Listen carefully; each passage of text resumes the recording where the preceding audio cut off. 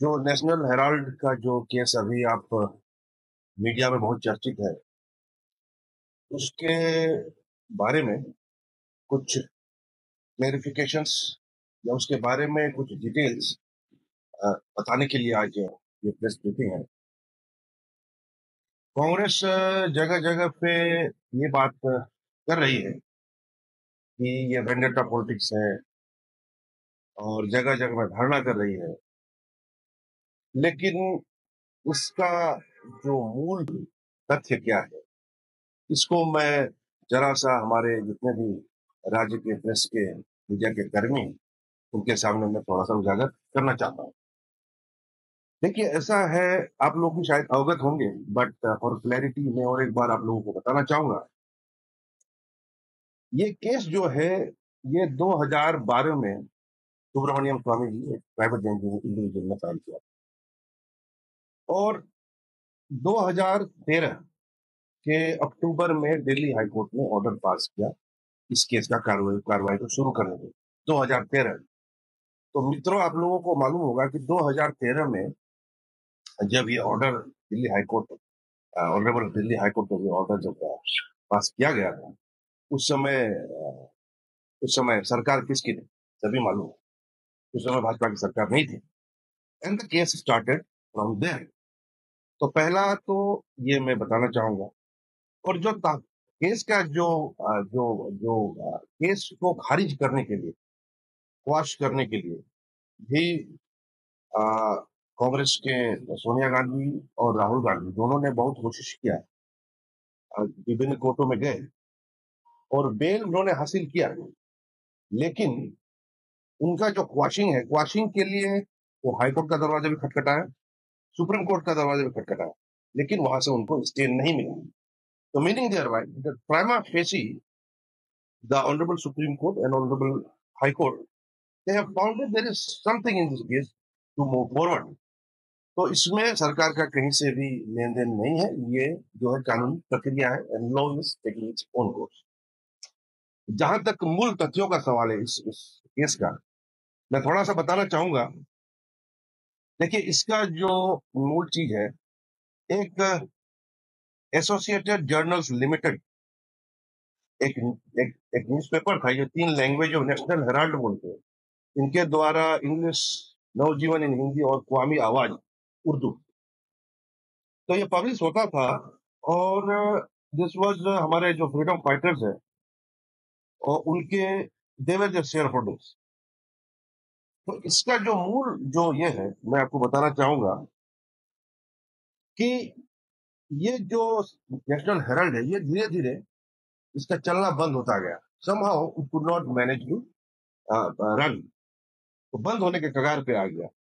तो that time it was realise कि उनके जो डेप्थ है 90 करोड़ का एजीआईएल का कर्जा हो गया था और उन्होंने न्यूज़पेपर पब्लिश करना बंद किया। Now this was in 2008 and उसी के 2010 उसके आसपास एक यंग इंडियंस लिमिटेड नाम का एक कंपनी खुलता है। और यही है जो हम शेल कंपनी का जो आरोप जो लग रहा है, ये यंग इंडियंस लिमिटेड कंपनी को आरोप जो है वो शेल कंपनी का इसी पे। तो इनका जो था, इस कंपनी का जो शेयर होल्डिंग पैटर्न ऐसा था कि 76% शेयर जो है राहुल गांधी जी और सोनिया गांधी मैडम, 38% कुछ, इन दोनों का इसमें हिस्सा था। नाउ सबसे जो इंटरेस्टिंग एस्पेक्ट है, ये यंग इंडियन कंपनी जो है, ये एजीएल से इनके शेयर्स खरीदता है। 9 करोड़ शेयर्स, 10 रुपए ईच करके खरीदता है। और खरीदता है तो कांग्रेस पार्टी का जो लोन लिया है नेशनल हेराल्ड चलाने के लिए, इसको ये लोग बोलता है कि यंग इंडियंस बोलता है कि हम इसको रीपे करेंगे on behalf of Congress party. लेकिन जब इसको जब वो टेक ओवर ओनरशिप ले लेते हैं, तो कांग्रेस पार्टी जो है ये लोन को माफ कर देती है, ठीक है। और उसके बाद ये लोन माफ करने के बाद जो जो जो जो शेयर होल्डिंग पैटर्न है वो कंप्लीटली इनके अंदर आ जाता है। और साथ में 50 लैक्स देके ये जो यंग इंडिया लिमिटेड जो है, ये इसके जितने भी शेयर होल्डिंग पैटर्न है, ये पूरा 50 लाख रुपया में ये ले लेते हैं। तो ये एक बिजनेस करने का इतना अच्छा तरीका है इसमें इन्होंने, मतलब जो जो दिख रहा है इससे कि जब ये 50 लाख देके इसको टेक ओवर करते हैं, तो एजीआईएल के जितने भी प्रॉपर्टीज हैं, जितने भी एसेट्स हैं, जितने भी इंफ्रास्ट्रक्चर जगह जगह भारतवर्ष में जहां जगह जगह है, वो सब भी इनके अंडर में आ जाए।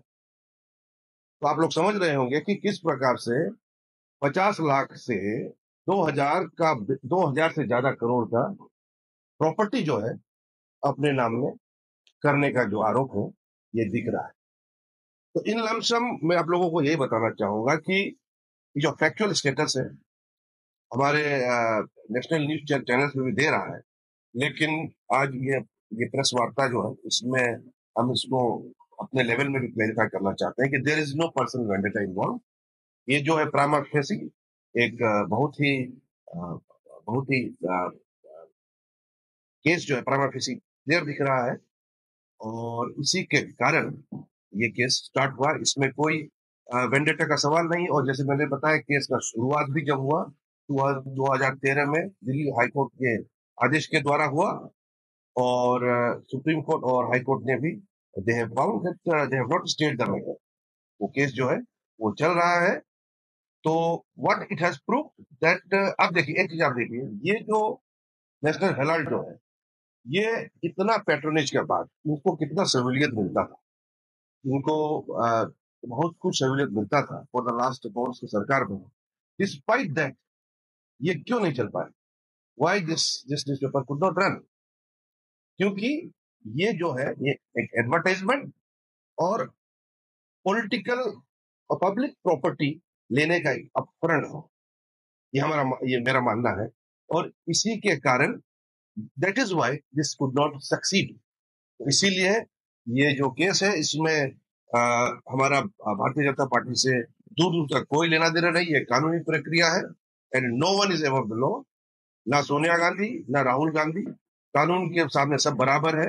And if they have done something wrong, criminal misappropriation हुआ है, चीटिंग हुआ है, तो they will have to face the consequences. और आप कानूनी प्रक्रिया में नहीं जाके आप बाहर आप चिल्लाते रहेंगे कि हमारे पीछे लगा हुआ है, ये बिल्कुल हम इसको खंडन करते हैं। हम इसको क्रिटिसाइज देम कि इस प्रकार का आलोचना न लगाए, इस प्रकार का फॉल्स स्टेटमेंट कांग्रेस पार्टी की तरफ से ना आए। We strongly condemn it. और this is case where law is taking its own course. और अब आगे जाएगा तो और तथ्य खुलेंगे, और तथ्य खुलेंगे तो आगे आगे प्रेस कॉन्फ्रेंस में और जो भी होगा अब आपके सामने उजागर कर देंगे। धन्यवाद।